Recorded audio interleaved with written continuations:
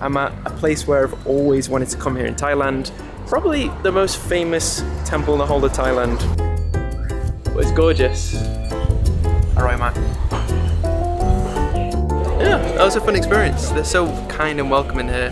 Even though we're foreigners, they're very warm and inviting, and that's nice, so appreciate that. So recently there's floods that happened in Chiang Rai and a lot of businesses here, people got affected. Down here you can see the stores are empty, and that's because they were also affected by the flooding. So you can see now Chiang Rai is getting back to where it was, and it's really great to see. Good morning guys, welcome to Chiang Rai, Thailand. Right behind me is Wat Rung Khon, and today in this video I'm going to show you some of the best things that you can do in Chiang Rai, Thailand. Alright, so this is actually my first time in Chiang Rai and I'm super excited to be here because I'm at a place where I've always wanted to come here in Thailand. It's called the Whitetemple, which is right behind me, and this is called Wat Rung Khon. Probably the most famous temple in the whole of Thailand. Well, like look at this, you'll see intricate designs. The whole temple is white and adorned by these unique features, and it's white because it symbolizes purity. But what's interesting about this temple is it's a contrast between heaven and hell. You go over the bridge, there's the hands coming through, there's the skulls, and that symbolizes hell, and you get over the bridge towards the temple itself and you enter heaven. So it's a real contrast, and I've never seen anything like this in Thailand. Another interesting fact about this temple is it has a lot of pop culture references. So you'll see Hello Kitty references or the Matrix references. So if you come here, keep an eye out for that because it's super interesting to see. Okay, so right behind me, you have to do this if you come here. You can get a lucky Bodhi leaf right here. Lucky Bodhi leaf is 30 baht, which is like less than £1, less than $1, I think, or maybe more. And what you can do is write your name on it, and you write down a wish, and then you can hang it on one of these. And you can see how many they have already. There's quite a lot.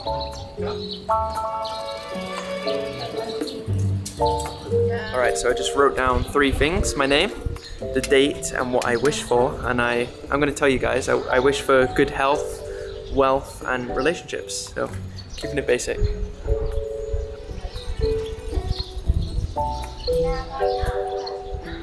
There we go, as easy as that.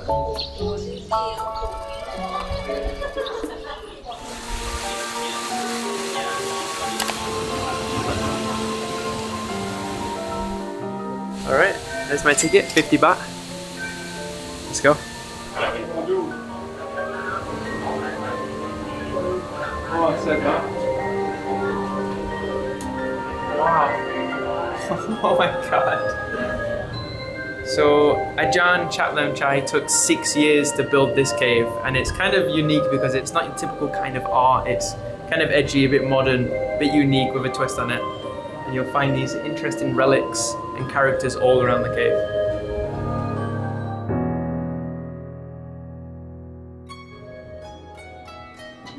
So similar to the White Temple, this cave has a contrast between heaven and hell. This room, this part of the cave, is actually hell. You can see there's skulls, there's dead animals, there's carcasses, there's a creepy theme, and through this door is heaven. So let's go check it out. There we go, serene, peaceful, calm.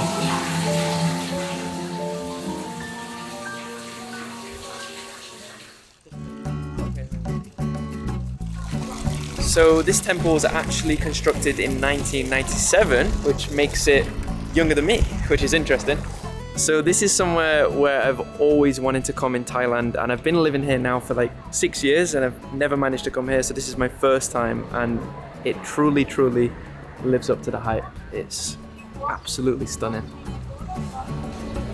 We're not actually allowed to film inside the temple, so we can't film only outside. But yeah, if you want to know about this place, it opens at 8 AM and it closes at 5 PM, so you have to come between those times. And it's free for Thais, and it's 100 baht for foreigners.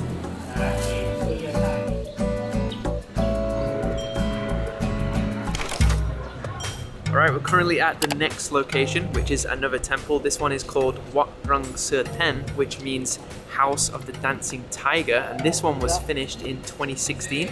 So it's only finished 8 years ago, and it's beautiful. It's also known as the Blue Temple.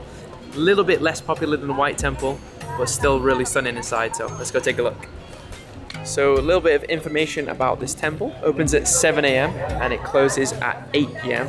And it's unique because they have nagas, which is like this mystical serpent around the entrance of the temple. So I'll show you over here. So right behind me is an example of a naga, which is like a large mystical serpent, and they use it as a way of protecting the temple, as a way of like guarding and keeping the temple safe and people around. So beautiful. Wow, this is one of the reasons why I love Thailand. You'll not only find a ton of temples here, but just amazingly beautiful, unique ones just like this. So obviously, different from the white temple, this one is blue, but I would say if you're coming to Chiang Rai, these are the two main ones to visit, which is the white temple and the blue temple. And not only is this temple blue, but it's also decorated with gold, which in Thai they say si tong, I think. But it's gorgeous. The colors kind of like, in Thai they say si ngam ngun, which is like a dark, deep, rich blue color. And with the gold, it just complements it really nice. So in Thai, Wat Rang Sir Ten means Temple of the Dancing Tiger. So you'll see these tiger decorations all around the temple like this.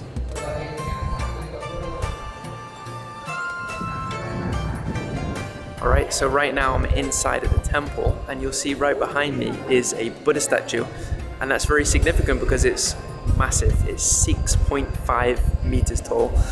And a lot of people come to Chiang Mai when they come to Thailand, but I think Chiang Rai is a bit less common, but coming to temples like this really make you realize how incredible this province is.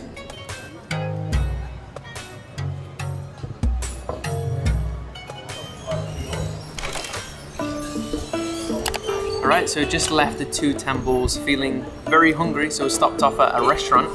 And look at this menu, how cool is that? So this restaurant is called Ma Long De, which translates to come and try. So it's like a northern Thai food style restaurant, but with artistic flair inside of the restaurant. And it's right next to this massive lake, or is it like a pond, should I say? And I'm really excited to try the food here because I've only tried northern Thai food maybe a handful of times in my life, and it's really unique. It's very different to like Isan food or southern Thai food. It's got that distinct flavor, so very hungry. Oh, look at this. They give you a welcome drink when you come. It comes in this Thai style bowl, and it's like grapao and ginger, and let's try. Wow, very fresh. Alright, man. So this one is called the Welcome to Chiang Rai set, and this is just a mix of all different types of northern Thai food. But this looks amazing. Like we got some pineapple and some chili dishes, northern Thai sausage in there, and this one is sticky rice, but apparently it's different colors. So let's open it and see. Oh wow, look at that. You see the layers. We have yellow, blue, green, and purple. Alright, so all the food has arrived, and this is all classic northern Chiang Rai dishes. So we've got examples like here, lab with a fair few chilies. And this one is nam plik, which is like a spicy dish. Like I said before, this one is the welcome dish. So this is just like a mix of all different blends and mixtures of Chiang Rai ingredients and dishes all blended into one. And then you got some special drinks on the menu just like this. Time to eat and enjoy. Cheers.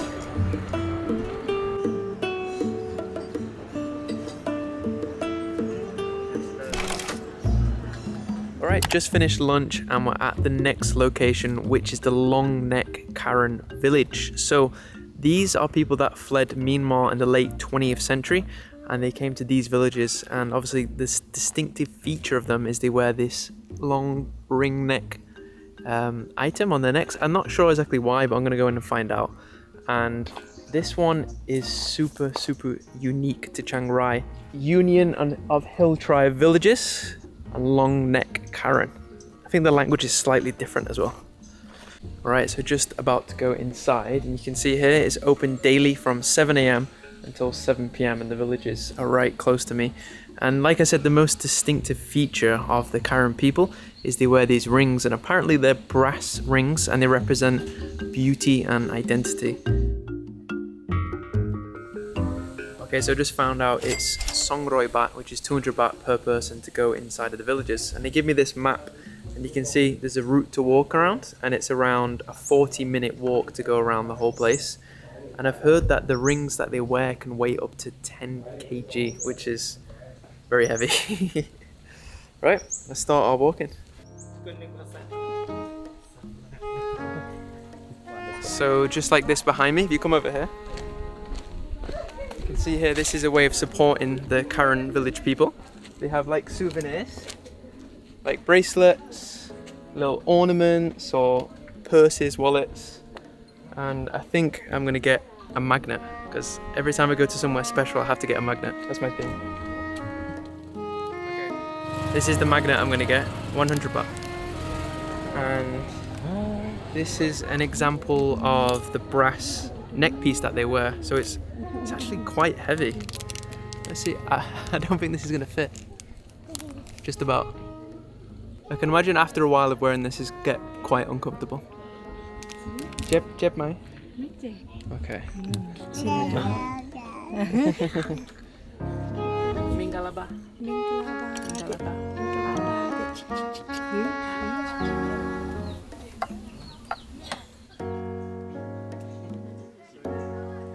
So this is the village nursery school, and I'm not going to go inside and disturb them, but you can see here they're all in class, they're learning, and they look adorable.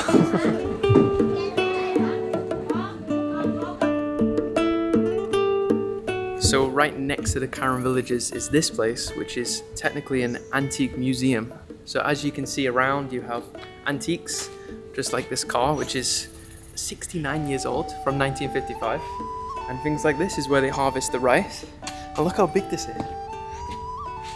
Massive. Some friendly scarecrows there. So a Karen village like this is a practice of sustainable tourism. All of these women that live here earn an income through souvenirs. They make scarves or souvenirs and they can sell it to tourists. And it's beautiful. It's right in the mountains. It's very quiet. And you can see right behind me they have a dance show. So let's go check it out.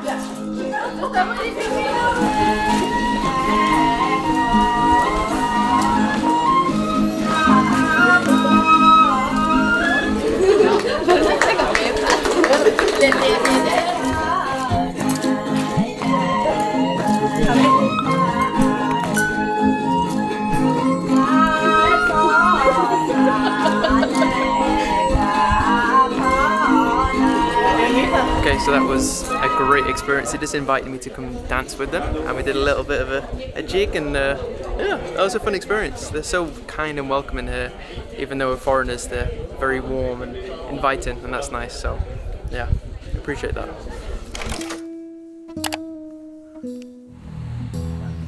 Okay, so very close to the long neck villages is this place, which is called Doy Din Dang Pottery. And basically they have a massive pottery studio here under a gentleman who is a Thai artist. He's called Pantibun, and he apprenticed under a Japanese master potter and created this place. And apparently Doy Din Dang Pottery translates to red clay hill. So let's go and check it out. And look at the size of that mosquito bite. Very itchy. So you can see here all of the buildings are decorated with this pottery, and it's all like broken up and just placed on the wall. Unique for sure. Look at the size of this. Looks like someone needs to wash their pots, and I'm not doing it. So this place feels super serene, like it's literally nestled in the mountains. All the way around here is green, luscious trees and nature, and it feels super calm, like really, really sabai mak. And like this, they have shops and galleries where you can purchase like handcrafted pottery. And I'm pretty sure everything in this shop is for sale.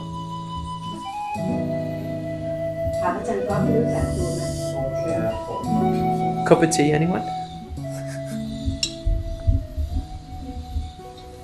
welcome to the workshop studio. So let's take a look inside. They have some samples here, and this is where they make all the plates and the pottery and the different ceramics. Just like this. So this is it. Doy Din Dang Pottery, if you want to check it out, it's in Chiang Rai. Super cool. And next location is kind of linked to this, also a bit artsy. We're going to go to this ancient museum in Chiang Rai. So let's go.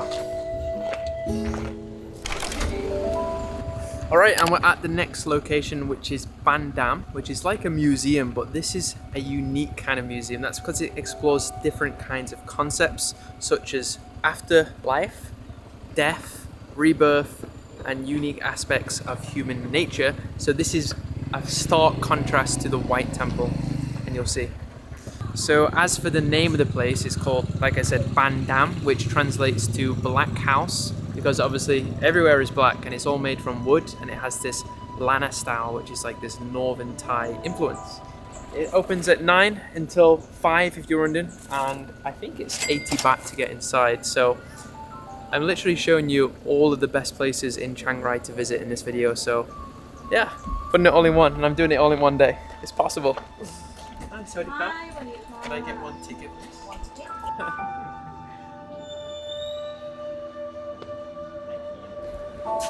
There we go. That's the artist himself, but he's passed already.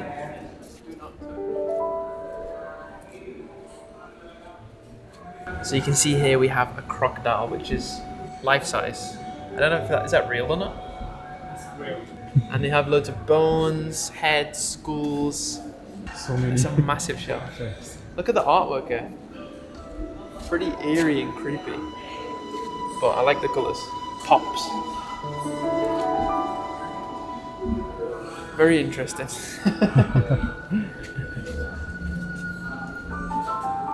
So I'm actually a big museum guy. As you guys know, I live in Bangkok, and there's plenty of good museums there. But this one is something different. Something darker, more eerie, more creepy, if you're into that kind of thing.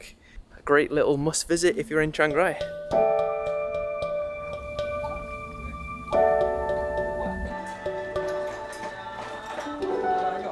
Alright, that's all for Baan Dam. The next stop on the list for today is Chiang Rai Night Bazaar, which is like a walking street, I've heard, but also night market, and they sell things, and it's a massive long road. And if you've made it this far in the video, don't forget to press that like button, hit subscribe, drop a comment down below if you're planning to go Chiang Rai, or maybe you want to go Chiang Rai after watching this video. But so on to the next location. Let's go. Alright guys, and we're currently at the last location of my Chiang Rai trip, and this is called Chiang Rai Night Bazaar. Basically a night market, but also kind of like a walking street as well. You've got food, goods, entertainment, a lot of things to see here. And now it's like nearly 6 p.m. around sunset time, and it's busy. It's very popular with tourists here. As you can see around, there's lots of food. And I've heard the shabu is good as well. That's one of my favorites. So you can see all different foods here. They have like mango sticky rice, seafood, little bits of snacks, or like proper Thai meals like pad krapao or pad see ew or something like that. But along with the food, they also have things where you can buy, such as elephant pants, souvenirs, all the classic clothes and things that you want to get that are authentically Thai. So let's have a look around.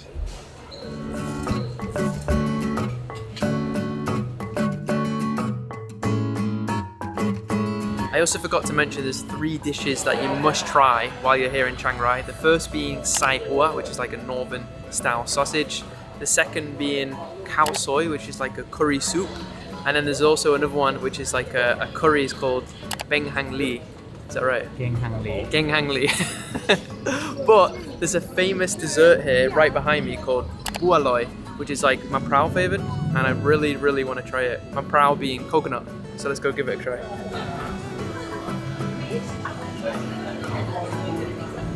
Okay, found it. So right behind me is the bua loi, which is a famous Thai dessert, specialized in the north of Thailand, like where we are right now in Chiang Rai. And it's basically sweet coconut milk with soft boiled egg and rice balls. Put it all together and it makes this super delicious Thai dessert, and the warm contrast with a little bit of cooler in dessert, and it's บัวลอยไข่เค็ม which is like salted egg 30 baht 30 baht ถูกไหมเอาบัวลอยไข่เค็ม And just to show you guys the difference, this one is bua loy salted egg and this one is bua loy ice cream. So I got both because I'm greedy. I wanted to try. And this is why I mentioned it's famous before. That's because the Queen has actually been here twice. So this is a picture of the Queen here of Thailand. And this is it. This is salted egg bua loy. And I've tried bua loy before, but I've never tried it salted egg like this. So I'm excited to try. Cheers. Oh. One mac. Very sweet, but delicious. Wow. That hits the spot perfectly. It's a great way to finish off the day. But one thing I did want to talk about is recently there's floods that happened in Chiang Rai and a lot of businesses here, people got affected because the floods were really bad. But what's really good to see is actually recovered pretty well since then. And the lady behind me was just telling me that she was affected by it. And down here you can see the stalls are empty, and that's because they were also affected by the flooding. So it takes them a while to get back, but I can see now Chiang Rai is getting back to where it was, and it's really great to see. Alright guys, and that concludes our Chiang Rai adventure. We've been to many places today, temples, museums, restaurants, night markets like this. And do let me know in the comment section what you think about Chiang Rai. Drop a comment down below. I appreciate any feedback. Hit the like button. See you in the next one. แล้วเจอกันใหม่